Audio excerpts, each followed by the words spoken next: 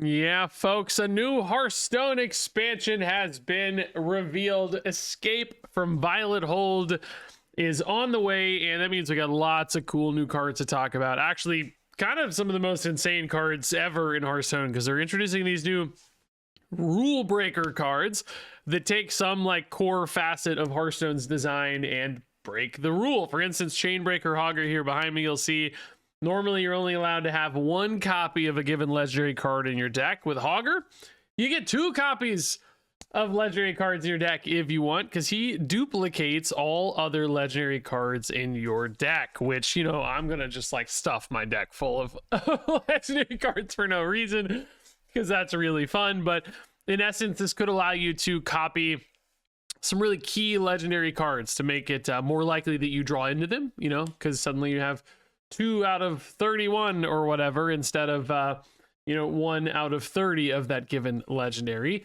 So you could like isolate and target those key ones. I was thinking about like Herald cards. You could actually have an extra Ragnaros in the mix, an extra Ultraxian, and an extra Deathwing if you wanted to like go all in on the Herald package just to make sure you had extra copies of those. Now you do have to run a Hogger in there, right? So there's some opportunity cost. This would often be like a dead card in hand in most decks, right? You're kind of giving up that slot.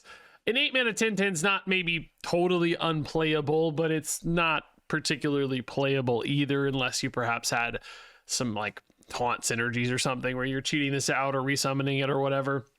I also think, like slower, more defensive decks might have more opportunity to kind of squeeze this card in and make it feel a little less dead in hand, or a little safer at least to have some dead cards in hand because you have enough life gain or whatever survivability to get there. So, I think you're keeping your eye out here for any sort of like key legendary where having multiple copies of it just becomes a really powerful thing to do, as opposed to, like a bunch of extra legendaries. That's just going to dilute your deck too much, right? You're going to have all these extra cards in there and not necessarily get to like your best 30 cards necessarily. Your list won't feel quite as tight or consistent.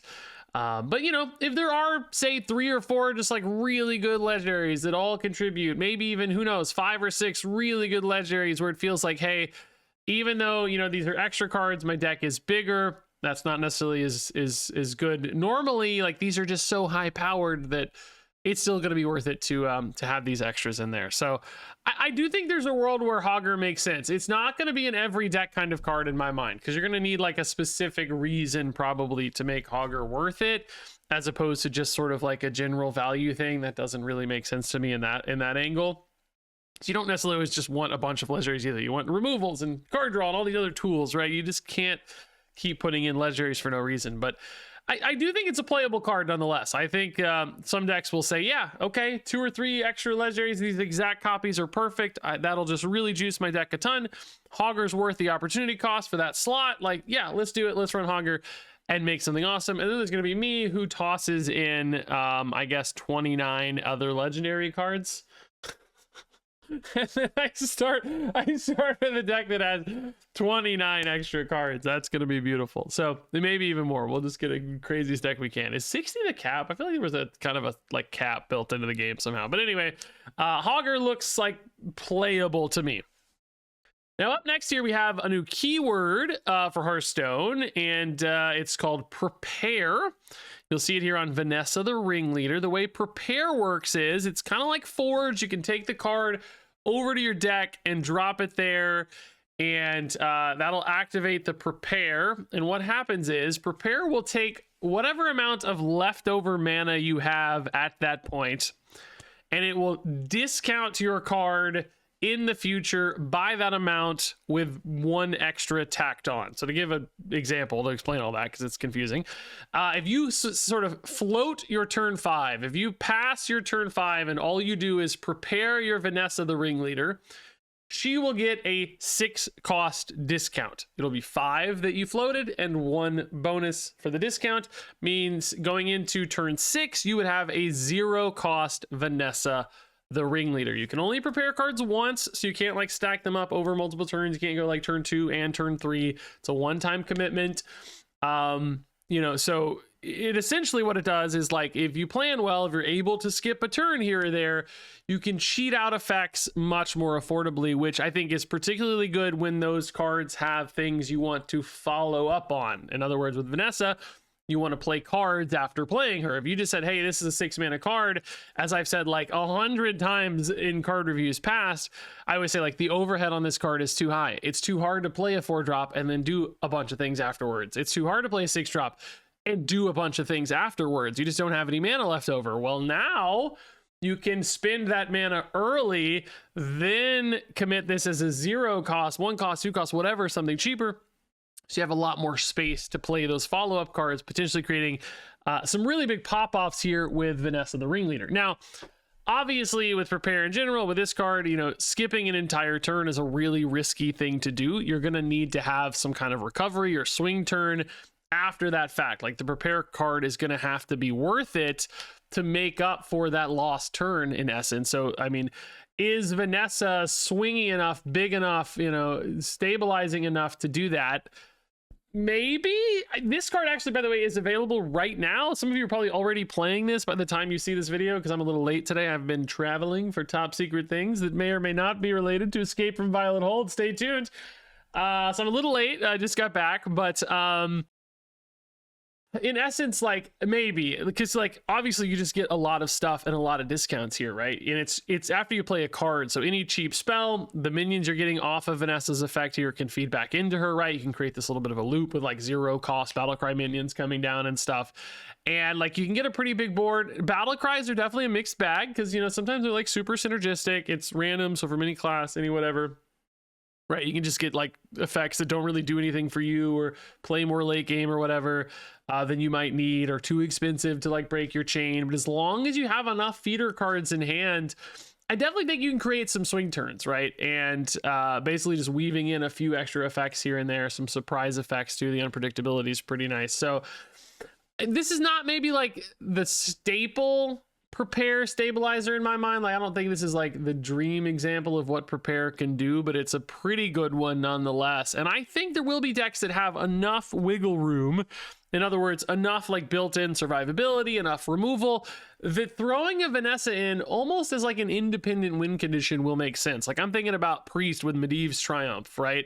You'll have a turn where it's like, yeah, I can play Medivh's Triumph for 1 because I'm, like, my Quest Priest or whatever, and, you know, okay, I got like 4 mana left over or whatever. Like, this is a perfect time to prepare Vanessa. I'll discount her by 5 with my 4 mana prepare.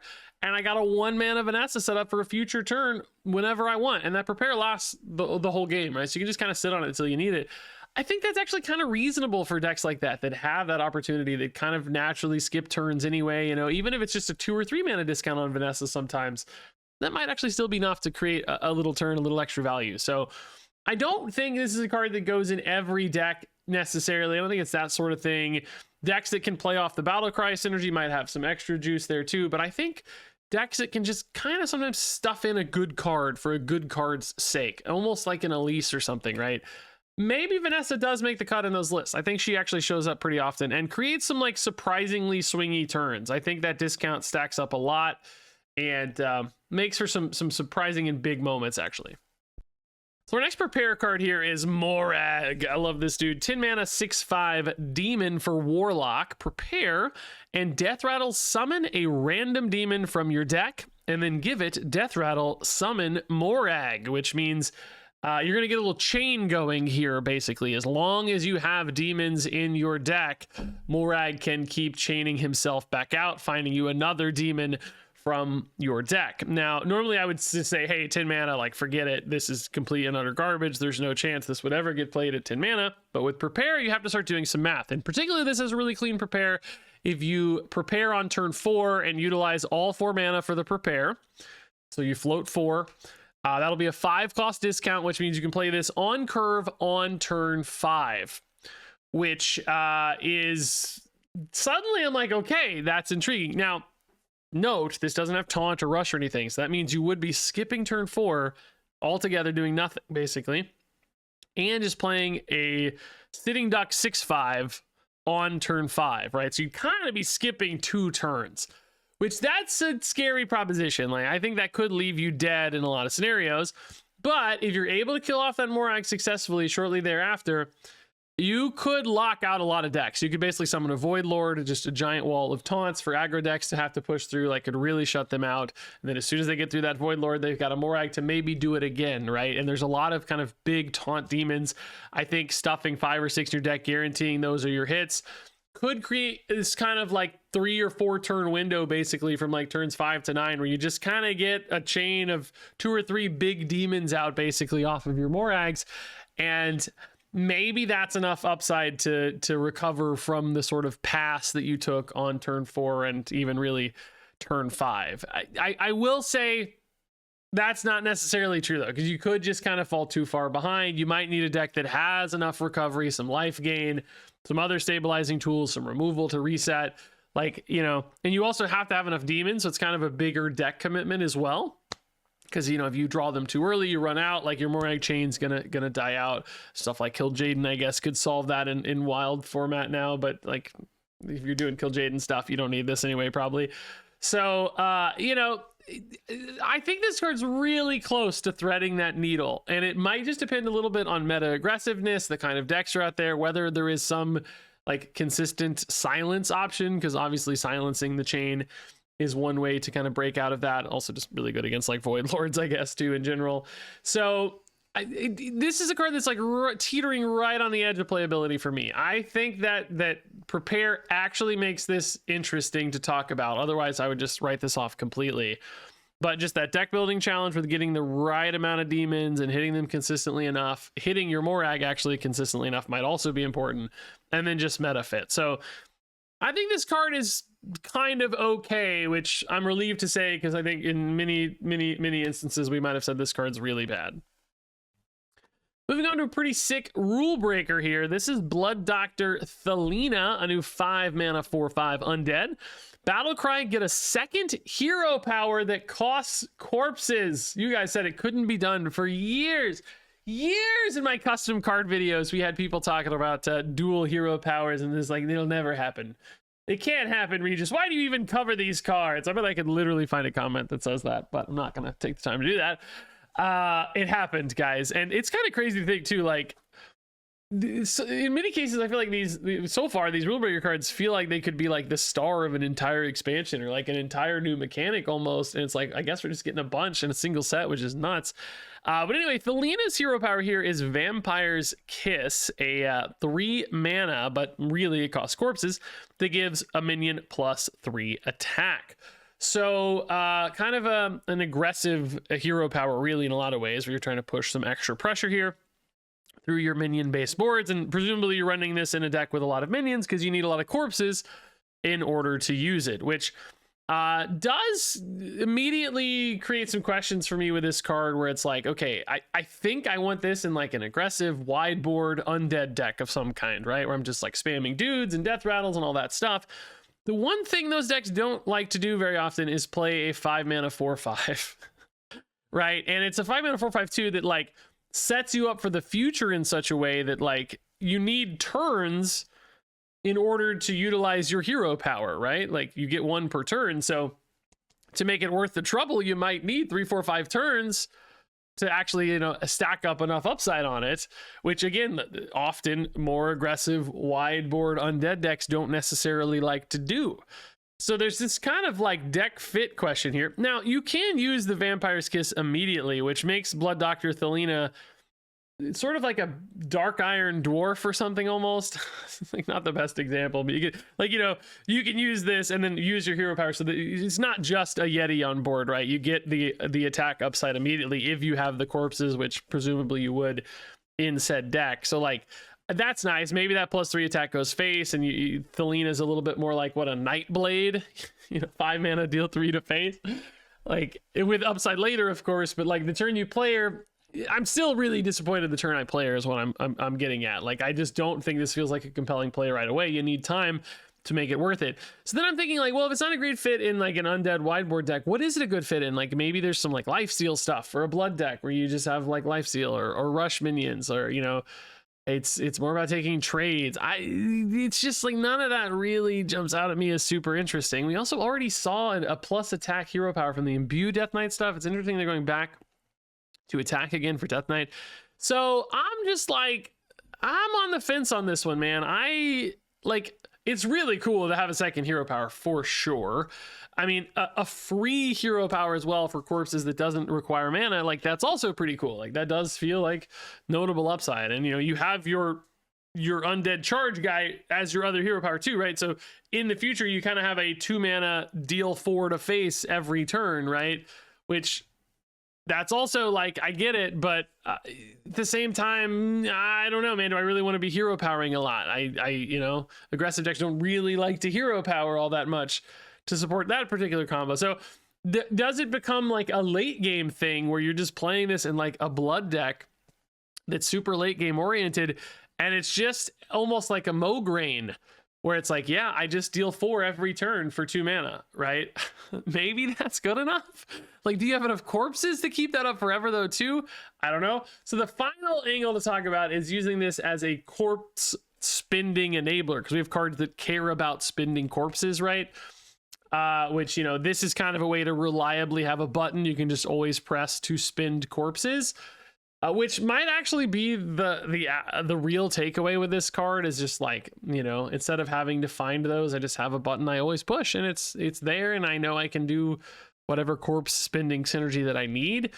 Again, it seems okay, but doesn't like jump out at me as a crazy thing to do. And you have to find the Thelina too as a one-of legendary if that's like your whole game plan. So what I'm getting at is here, my takeaway, I think this card looks kind of okay in a lot of different directions, but I also see some doubts and like have some questions about fit and just like why and timing and so many aspects there, and like corpses too. Just the deck's got to have enough corpses. So there are a lot of questions for me around Thelina where I just don't exactly know where this one wants to go, even though I think it's super sick to have a cool extra hero power.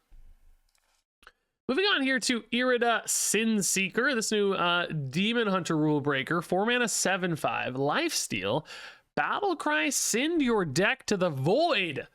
At the start of your turns, get 2 cards from the void. So basically what's going to happen is here, this is going to like take your deck and just sort of hide it away. It'll still be your deck. It'll still have a fixed number of cards. It's not like infinite or anything. But your deck will now be empty, which does mean you will be taking fatigue damage if you draw normally from your empty deck.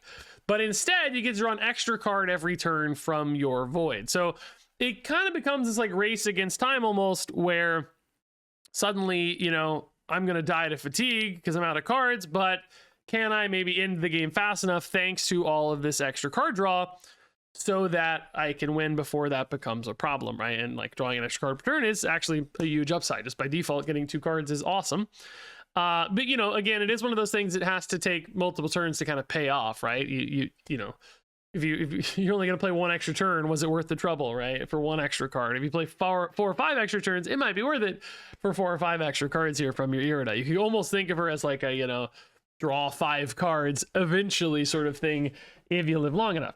Now, there are a few other synergies I want to talk about there that I think work. I think you still draw your normal card from your deck, and that is what triggers the fatigue, because it doesn't say instead. So I think if you shuffle stuff into your deck, you will actually get 3 cards per turn at the start of a turn, 2 from the void and 1 from your deck, which I think should work with Broxigar's portals, right? I think if you just put a portal in the deck, you're going to just draw a portal every turn and not take fatigue. So is this just like a way to like super thin out your deck basically and just always find portals? Is that kind of broken? Am I misinterpreting something there? I haven't like read a lot of follow-up on this card just yet. So Broxigar makes me really intrigued. There's also stuff like the Eternal Hold. That wants your deck to have no minions. Well, if your deck has nothing, it definitely has no minions. So, like the Eternal Hold is just active without actually having to build a no minion deck. So, there could be some really big payoff cards that kind of rely on that. There's something like Omen of the End card they mentioned in the blog I saw. The one that like destroys your opponent's deck, or 5 cards from their deck if your deck is empty. So like you could activate that sort of stuff immediately. I don't think that's actually very good or worth it, but there are, in other words, ways to kind of benefit from having an empty deck, and then other ways to shuffle stuff into your deck as well. I mean, we've seen stuff like that, like Meteor package before, where I could see having an empty deck and then shuffling those in and finding them. I actually think like this is not necessarily a card for me because I don't really love living on the edge like that and playing like that, but I think something here is going to get broken. It feels like I already think Broxigar is kind of broken if that works the way I think it does. I'm like, am I forgetting how Broxigar works? That's how you shuffle the portals into your deck, right? And it should work. The deck's still there. So that seems kind of nuts to me already. Drawing two, like just having 2 cards seems like an aggro deck could just really hammer you, especially if they find a Proxigar super fast. So I think somebody's going to find a way to break this card, basically. It's not going to be me. I'm not going to solve it. But I think good players are going to find some really tight lines with this one that just do some crazy stuff. And they're going to be careful printing cards that can interact too well with an empty deck. So in my mind, this card actually looks quite strong, I think. Almost surprising to me. Moving on here to Warden Maev. This is a new 2-mana 1/4. After you play a minion, give it +3/+3 and make it go dormant for 1 turn, which is actually a really significant buff on a 2-drop. You know, you could slam this and follow up with like a few cheap cards and you're getting like 9/9 in extra stats off of your 2-drop, which is a lot. Now, obviously, a deck that's doing that, that's running a bunch of cheap stuff, because it's play specifically, not summon, do keep that in mind. Like, they don't love being dormant, probably. You probably want your threatening low-cost minions in an aggro deck to be immediately threatening, not delayed by a turn, but it might be so worth it. Like, the stats could be so worth it that it's fine if you delay them by a turn, because they're so big, maybe it just sticks around and you just kind of hammer them a turn later or whatever. And it becomes this kind of must-remove threat, too, in a way. Maev does, as like a 4-health 2-drop. We've seen that before with that, like, give your Death Rattles Reborn card in Death Knight. I remember that old card. Like, if you did, it got nerfed, but if you didn't remove that, I felt like, man, I just can't keep up with all this. This sort of lives in a similar space there, where it's like sometimes I think you could just tempo this on 2 and just hope it pays off enough. Now, that's the kind of like honest application of this card. I actually think there is some potential combo application for this card as well, which we saw experimented with on the original Maev. You guys may remember that made, like, you chose a minion and you made it go dormant for 2 turns. But that card cost 4. And it was really, I think, designed to, like, sap your opponent's stuff. Just like, I'm going to lock you away for a couple turns. I don't have to deal with this card, this big threat or whatever on board. I'll solve that problem later. I'm just stalling out here. But people tried to use that for combos where it's like, I'll make my Malagos go dormant for a couple turns and then I'll pop out and murder you with my Malagos spell damage. But it was like so expensive. It was really hard to do. And the 2-turn delay actually sometimes was punishing because you like wanted to set up for next turn. This Maev, on the other hand, seems way better in that regard because it's only 2 mana instead of 4 mana. So like the upfront cost, the overhead on it's way lower, which is nice. And it's only dormant for 1 turn. So like you can kind of set up for a combo next turn. And we don't have Malagos, but I was thinking about like Chronolord Dios, for instance. Like you could play Maev into Dios and like park that Dios, totally unkillable by the opponent, cannot interact with those dormant minions at all. He pops out next turn, you have some crazy combo set up.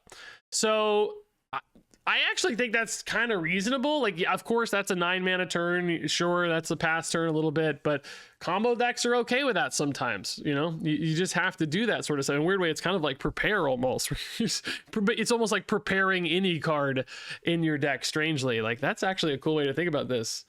It is sort of like preparing any card in your... I mean, it's a little different because like battle cries and stuff, of course, but, you know, any card with an onboard effect anyway. So ultimately, I actually think that's kind of promising. And I think people might sleep on this as sort of an aggro card or tempo card anyway, I would say, where it's maybe not actually that bad on turn 2 or with some mid-game boards either. I think this one's actually pretty good. Moving on to a new cycle here. These are bribe cards where you get to do a thing and then you also give your opponent a thing. This is a rogue spell, 3 mana. Destroy a minion and give your opponent a coin. Combo, you get 1 too. So cheap assassinate here, basically 3 mana, hard removal. That's okay, not crazy these days. Giving them a coin does suck, of course, allowing them to create a bigger problem potentially right away. You solve one problem with your removal, now they have an even bigger problem thanks to that coin. But combo, you also get a coin, which we know Rogue historically loves coins and loves that kind of mana flexibility, setting up future combos. We're going to see a new Gadgetzan Auctioneer introduced very soon, which would love coins. So any kind of coin deck, coin synergy, spell synergy, like, it could be good. In other words, the coin is potentially an asymmetrical advantage if we have any kind of coin synergy thing that pops up. So, you know, feels symmetrical, but might actually benefit you more as long as you're able to combo. So this card, I think, is actually kind of fine. In other words, it's like, it's got combo synergies. The removal's efficient enough that it'll feel pretty reasonable sometimes, you know? It's funny to say that because this kind of removal used to be so much more expensive, but you know, nowadays I think it just feels solid. So yeah, I don't know how many decks like hard run this necessarily. I think a few could, but it'll be more like, yeah, you generate this sometimes like, oh sure, this is really good right now, I will absolutely take this card and it feels fine. And then if you do want to do coin stuff, like yeah, this might become more of a staple in a coin deck. Moving on to Demon Hunter's Bribe. This is the Dark Bribe, a 2-mana shadow spell. You draw 3 cards, but then you pick one to give to your opponent. So really kind of a 2-mana draw 2, which I'm honestly okay with that. I think there are definitely Demon Hunter decks that prioritize card draw enough that a 2-mana draw 2 feels okay, as long as you're willing to sacrifice a card to your opponent, which I don't really think is a big problem either. Obviously, you're going to get to pick the cards. You're going to give them the worst card for the given game state or for their deck or whatever. Give an aggro deck a late game card. Give a late game deck a useless aggro card. Whatever direction, etc. Whatever they might need. Don't give them healing if they need healing or vice versa. You know, that sort of thing is nice. That decision asymmetry there is helpful. You also potentially, I guess, have ways to give them like actively bad things. If there's some way to shuffle a bad card into your deck, I guess you could give it to your opponent. I initially thought about bombs, but I guess bombs maybe wouldn't work because I think they blow up as you drew them. But that sort of example, right, where there's something like detrimental that you've somehow put in your deck, or they have perhaps put in your deck, and then you've returned it to them. Could be kind of a cool application too. So I think this is honestly a fine little card draw tool. Moving on to a really cool new cycle of cards. We're only going to see one here, but this is the Disguised Watchman, a 2-mana 2/4 that can be played on either side. So you can play this on your opponent's side of the board.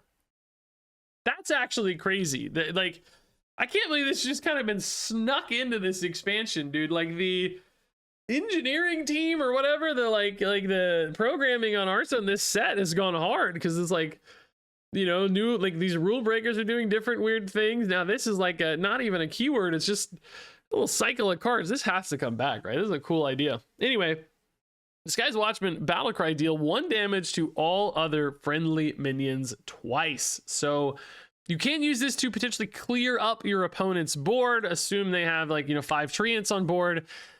This is a great way to wipe out those treants. Now you would leave them with a 2/4, of course.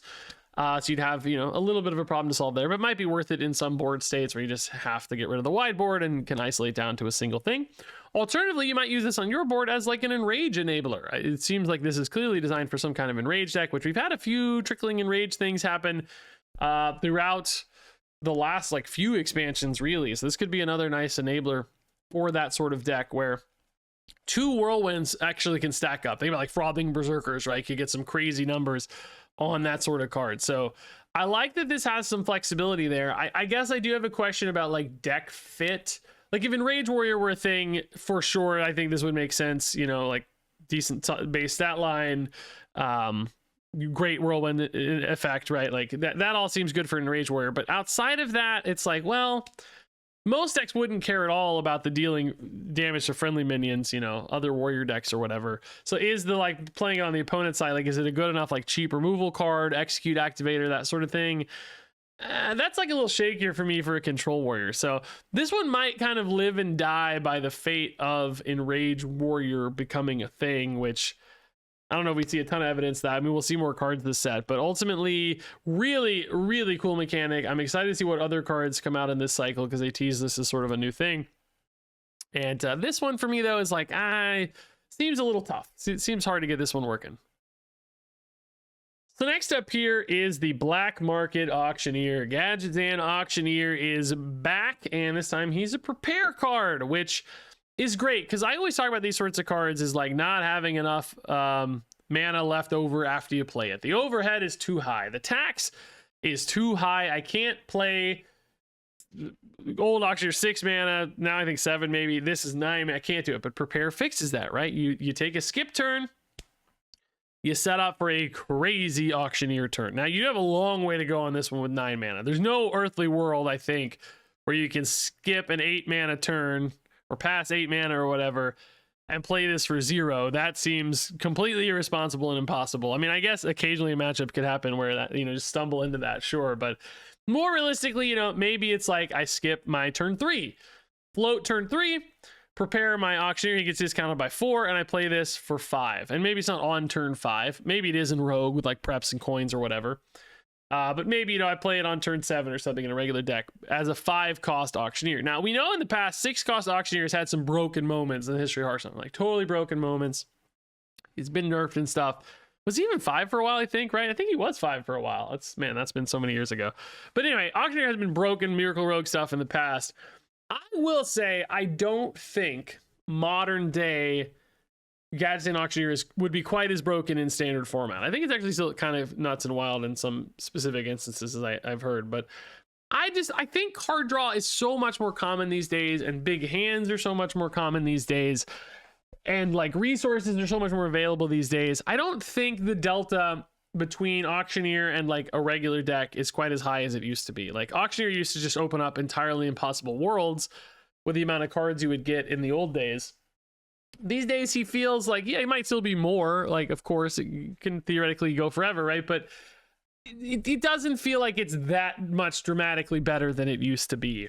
So I don't think this card's gonna be broken necessarily, is what I'm getting at. It feels more in line with modern day Hearthstone. That doesn't mean it's going to be a bad card by any means. I think it's hard to piece together the deck exactly that wants to prepare this down to, a reasonable mana total. It's hard to skip turns sometimes in Hearthstone these days.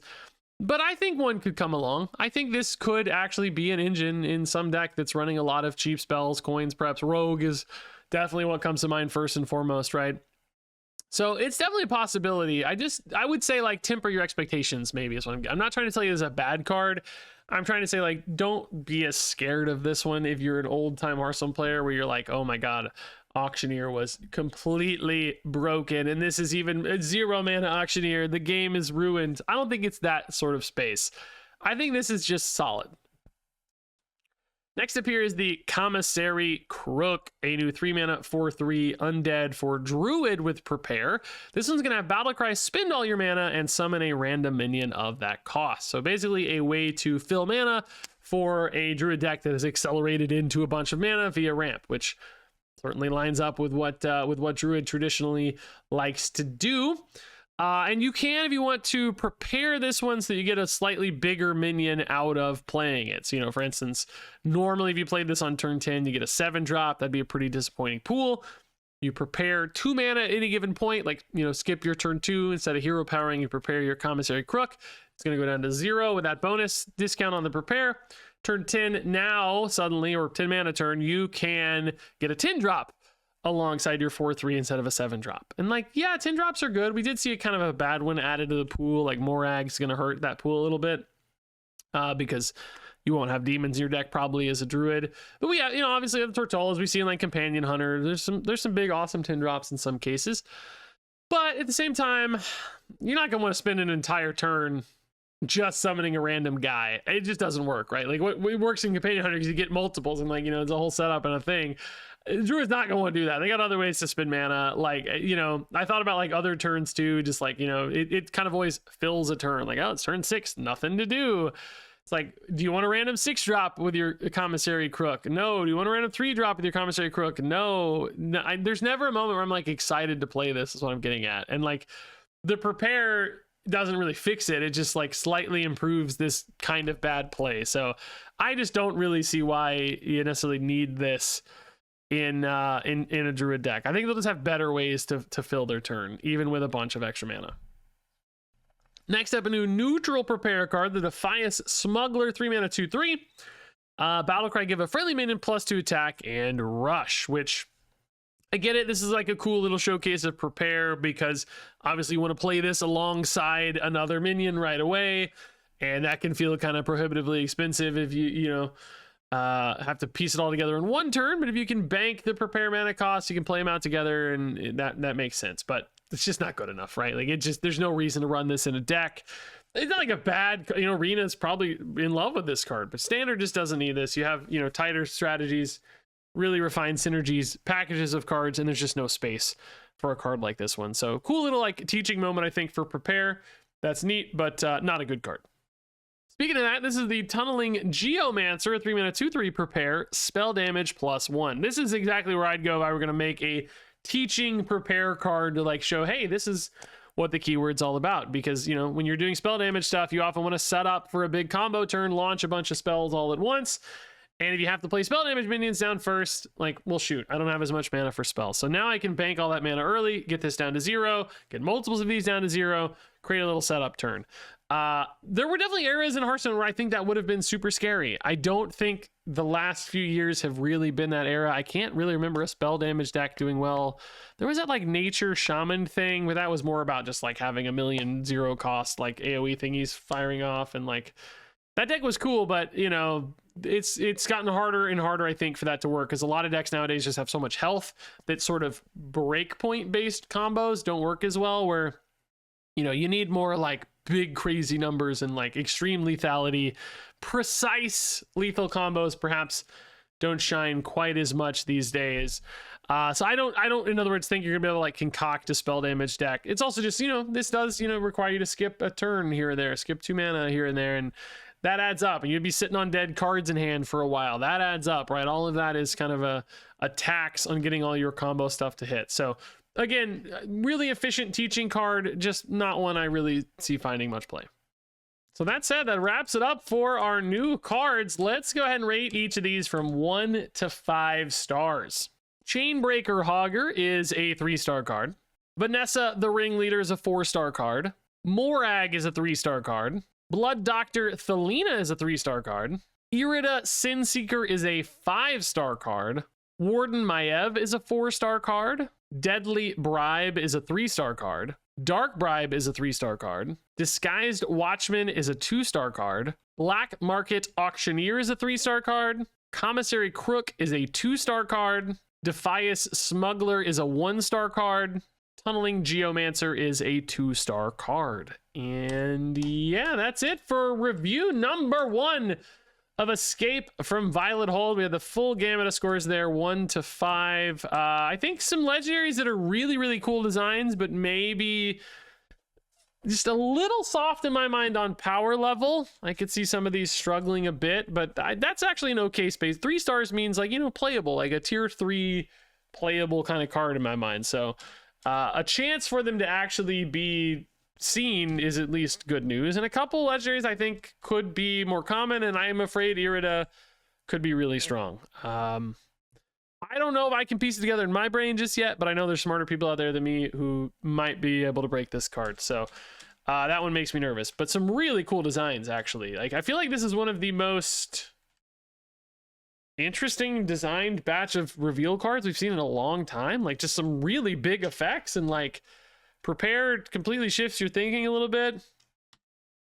Like, just, you know, extra hero power is a totally new thing. Playing on the opponent's side is a totally new thing. So honestly kind of impressed with the engineering side of things here. But anyway, share all those thoughts on these cards down in the comments below. What did I get right? What did I get wrong? All of it, Regis. You got them all wrong. That's okay too. But thanks for watching. Stay tuned, of course, for more card reviews. Oh, and stay tuned for a video on Vanessa. I think she's out already, so I'll be playing this card shortly. Keep an eye out there. But thanks as always for watching, and until next time, game on.